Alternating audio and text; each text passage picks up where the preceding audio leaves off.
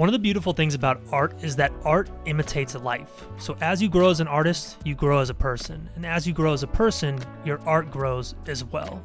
So today we're taking 7 non-BS lessons that I've learned as a professional photographer that you can apply to your photography and simultaneously your life to grow in 2023. So if you don't know who I am, my name is Evan Ramft. I'm an Atlanta-based photographer, founder of moderncreativemoney.com, and this YouTube channel is for photographers out there looking to explore ideas, make money with their camera, and live a better creative life. So if that sounds like you, hit the subscribe button down below, and thank you to Squarespace for sponsoring today's video. We'll talk about them a little bit later on. Now, the first way to grow as a photographer and simultaneously a human is the most cliche on this list, but it's also the easiest if you allow yourself to do it, and that is to stop giving a fuck what anyone says about what you are doing.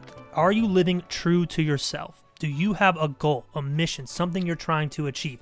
Most people don't, and most people want to diminish people who do. They want to burn your light out. So if you are pursuing photography, if you're sharing your photography online, if you're promoting your business and people are hating on you for it, ignore it. It's always going to be a part of this. Now, the second way to grow as a photographer and as a person in 2023 is probably the most difficult on this list, but it relates to the first thing that we talked about, and it's making new friends. Now, I've struggled with this a lot as a young adult. Between 25 and 30, I made a couple new friends who are extremely valuable to my life, and they're some of the best friends that I've ever had, but these friendships are different than the friendships I had prior to pursuing a career in photography, pursuing a career in social media, and building these businesses that I have now. Prior to 25, I felt like I was on the same page as everyone around me. I was going to college, I was working, I was just trying to figure it out. But after college, a lot of my friends continued to party, they continued to just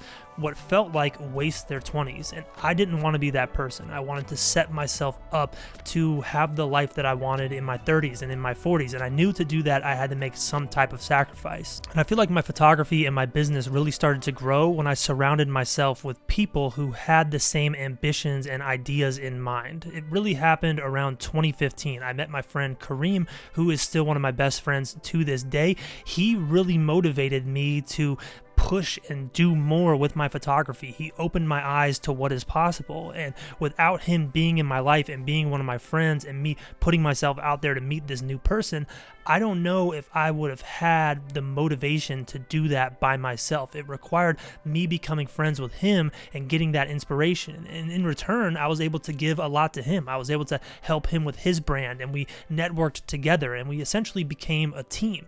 And this is what happened when I met my friend Chris as well. Chris helped me a lot with these YouTube videos. He helped motivate me to create and was a big part of this channel early on. And in return, I like to think that he learned a lot from me, and now he lives out in San Diego. He works at an ad agency. Kareem and Chris are two people who you've seen on this YouTube channel a lot. And my friend Ash, who's also been on the channel before, he's another person who's come into my life who has given me a lot of inspiration and someone who motivates me. I see what he's doing and I get motivated to keep working as an artist as well. Our careers are kind of simultaneously at the same point, and we're growing together, and it's really cool to see. And I can help Ash, he can help me, and I think being a good friend is also just as important as making new friends. You can't expect to receive from people all the time. These relationships are built on give and take, and when you surround yourself with the right people who understand that, they are going to motivate you and elevate you the exact same way that you probably are for them. Now, number 3 is understanding how to properly use social media and adapting to the changes on social media. So this is twofold. So as a photographer and as a creative business, you need to adapt to changes to social media. Social media has changed a lot in the last 2 years, the biggest part being short form video. I am a huge believer in the power of this because last month my YouTube channel saw the highest view count and the highest subscriber count it's seen probably in 18 months, and it was fueled simply by me adding more short form videos to this channel. And my Instagram has been doing the same thing. Instagram's algorithm had my account stagnant for a long time. I started creating these short form videos, which is what social media is trending toward, and my account has been growing again and getting a lot more engagement. So if you see changes to social media, don't push back against them. Don't be one of these people complaining about it. Just adapt and understand that nothing is the same as it is forever. YouTube is completely different than it was when I first started, and I am adapting and changing as the platform platform and as the world changes. So be aware of these changes and don't shy away from changing your strategy on social media. And this is something that I'll probably cover a lot more into next year as I continue to experiment with it. Now, the second part of this is understanding how social media should be used as a creator. Understand that social media has two categories of people. They have the creators and they have the consumers, and these two groups can overlap. You can be in both. Think of it as a scale of 100%. Are you someone who's contributing 100% to these platforms and consuming 0? Or are you one of these people who's contributing 20% and consuming 80%? Social media is terrible for you, and the reason it's so bad for you is because it creates this the grass is always greener type mentality. You start looking at what other people are doing, what other people's life is like, what other artists are experiencing, and you begin comparing yourself to them. It's so important as an artist to limit your consumption on these social media platforms and use it strictly as something for your business and to promote yourself and the things that you are creating. Be a creator, not a consumer, and your mental health and your art will both improve. So real quick, I want to take a break on this video and thank our sponsor today, Squarespace. Squarespace has been a huge part of my photography business for the last couple years now. They host my website, evanramf.com, and they allow me to sell presets, photo prints, they allow me to book clients, and they allow me to send email marketing. You see, most people think of Squarespace simply as a portfolio site, a way to share their photography, but it's so much more for a photography business. Like I mentioned, they've added something called scheduling, which allows you to create a page where someone can literally schedule an appointment with you through your website. So if you're working primarily with clients, this is great because you can send a client to your website, they can book a time that you have available. Or maybe you're someone who's trying to sell presets, you have a very unique editing style. Squarespace's e-commerce tools allow you to sell digital products like this. Or maybe you're someone like me who likes to sell photo prints. Squarespace allows you to do that as well, and it integrates easily with shipping software out there. And the best part is Squarespace now handles all your email marketing as well. So when you want to promote these things to an email list, you can do it all in one place. And something cool that Squarespace does is allows you to have downloadable products for free. I do this with a free preset, so people subscribe to my marketing, they get a free preset,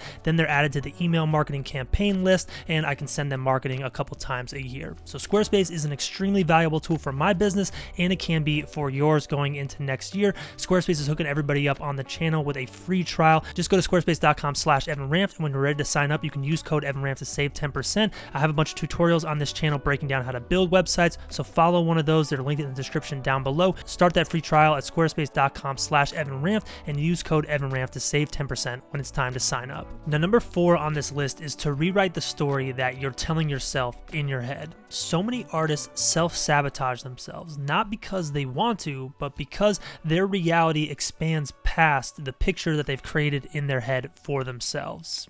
Let me give you an example of this, something that happened to me personally. Back in 2019, I looked at myself as a YouTuber, as a creative, as a business person who was just going to make enough money to pay their bills. If I made enough money to pay my bills, I was living my best life possible. And one day I had a YouTube video that really took off. I mean, it got like 20,000 views in one day, which at the time for me was the most I'd ever seen in one day. And with this type of attention, of course, came some haters, and it freaked me out. I didn't like this attention. I didn't like finally having a video take off that could expand my career to something that was going to make me much more money than just paying my bills. And you know what I did? I freaked out and deleted the video.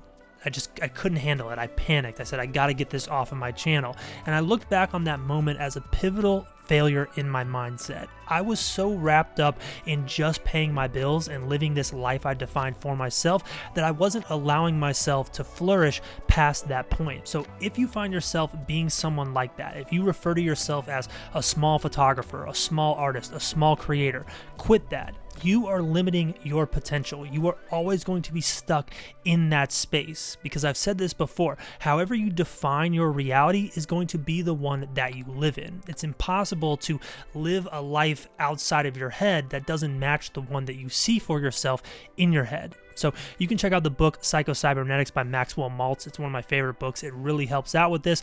But if you want some advice on how to better this without reading a book, I guess, you can just sit down and write in a notebook how you truly see yourself. What do you want for yourself? Start defining who you are as a person and who you want to be, and target being that person. Don't let the voice in your head limit who you can be. Think about what you actually want and start defining yourself as that person. You're just not there yet. Now, tip number 5 is a quick one, and it's learning to say no. Now, on the photography sides of things, this really relates to working with other people. When you're a photographer, you're obviously going to be dealing with clients. You're going to be dealing with people who want to use your skills, your knowledge to their advantage, and it's important to recognize when it's time to say no. I think as artists, we have a tendency to want to be liked. You know, obviously art is a creative expression, but also most artists I've found have this thing inside of them where they're sharing work to get some type of feedback, to share something that other people appreciate, other people like. And this can really hurt you when it comes to dealing with people and dealing with clients. You need to learn to say no when it's time to protect you as an artist. Is a situation not working out in your favor? Is a client disrespecting you? Is a client pushing your boundaries? Say no. And by saying no, you're going to find a newfound respect for yourself. And this lesson applies to everyday life as well. People are going to try to test you all day long. So be strong and know when it's time to say no. And I found in my personal life, when I say no to things that I know are bad for me, it opens the door for things that are better that I want to say yes to.